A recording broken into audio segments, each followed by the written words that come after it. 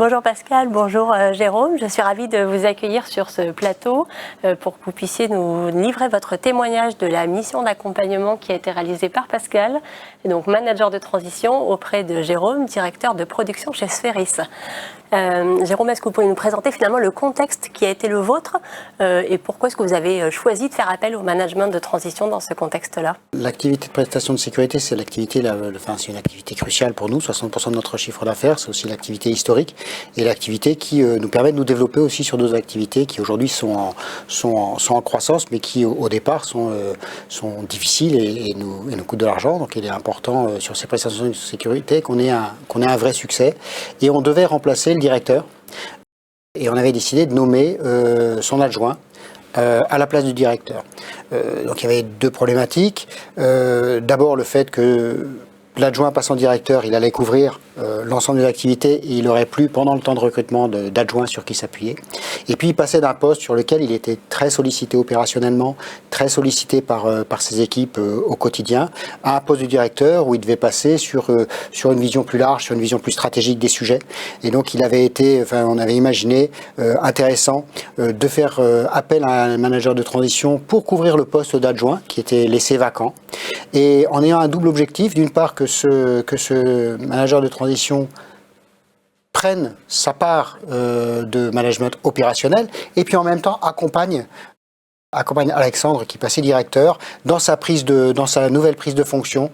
Faire appel à un manager de transition qui ait de l'expérience pour permettre comme ça ce repositionnement, couper un peu le cordon ombilical qui existait entre les responsables d'affaires et Alexandre, ça nous a paru être une bonne solution et ça s'est avéré être une bonne solution. Donc comment est-ce qu'on aborde ce type de mission, Pascal? Mon périmètre habituel, c'est vraiment les entreprises de sous-traitance dans l'industrie lourde en général.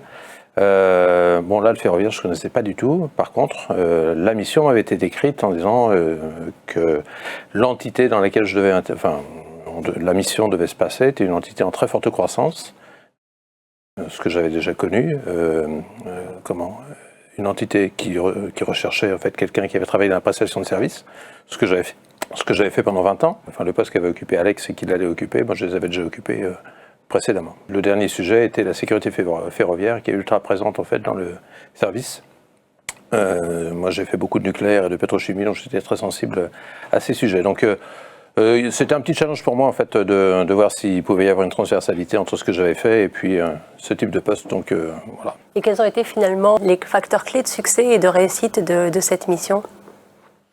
Alors c'est intéressant ce que tu disais Pascal sur le fait que tu avais les connaissances en fait des contextes d'environnement très réglementés, très cadrés par des règles strictes et précises, par des habilitations, pour autant connaissances qui n'étaient pas du ferroviaire. Et tout l'enjeu était d'avoir une vision différente, de comprendre très vite l'environnement, mais d'avoir une vision différente, donc de pouvoir un peu questionner les équipes, questionner aussi bien Alexandre qui prenait son poste que ses équipes de responsables d'affaires pour qu'ils aient à expliquer leur mode de fonctionnement, qu'ils aient à se transposer dans un schéma qui était différent. Un des facteurs clés du succès de la mission, en fait, ça a été l'honnêteté, simplement, de préciser que je n'étais pas du secteur, je ne comprenais pas, mais je voulais bien apprendre, et si quelqu'un voulait m'apprendre, il n'y a pas de souci. Donc la mission, finalement, s'est terminée. On est passé d'une structure hyper centralisée, en fait, d'un fonctionnement hyper centralisé, vers des fonctionnements de petites business units, en fait. Ce sont des gens qui avaient une autonomie, donc il a fallu les faire grandir dans cette nouvelle organisation. Merci à tous les deux, merci de la confiance que vous accordez à Delville Management. Bravo pour cette mission avec un triple objectif. Et bien, écoutez, ravi de voir que cette mission a apporté ses fruits et vous permet d'envisager un avenir plus serein avec de nouvelles perspectives.